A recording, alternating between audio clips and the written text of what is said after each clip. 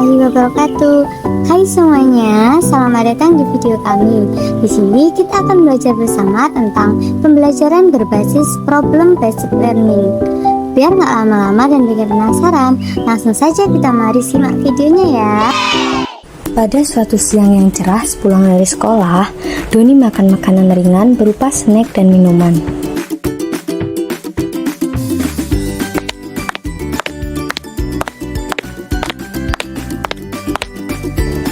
Wah, enak sekali ya makan siang-siang gini, apalagi cuacanya lagi panas seperti ini.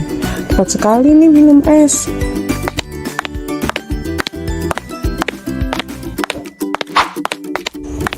Setelah snacknya habis, Doni berjalan menuju ke tempat sampah di dapur. Loh, kok tempat sampahnya penuh? Aku buang di mana ya ini? Aku punya ide. Doni berjalan menelusuri tempat ke tempat menuju sungai yang pada saat itu arusnya sangat deras. Aku buang di sini aja. Kebetulan di sini tidak ada orang, jadi aku tidak akan ketahuan.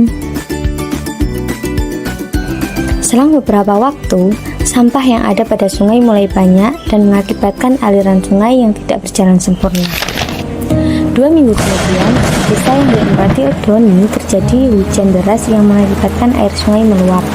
Sampah yang menumpuk di sungai juga menjadi sebab terjadinya air sungai meluap.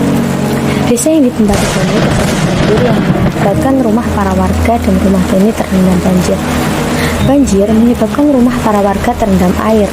Namun tidak hanya itu, banjir juga menyebabkan barang-barang yang ada di dalam rumah mengapung dan hilang terbawa arus air. Ya, mainan dan buku sekolahku terendam air. Pasti semua udah tidak bisa dipakai lagi.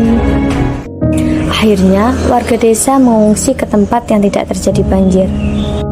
Apa yang menyebabkan banjir ini ya?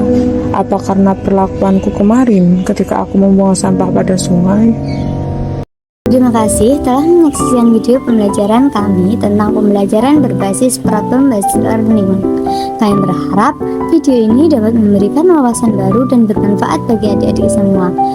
Kami akhiri, wassalamualaikum warahmatullahi wabarakatuh. See you.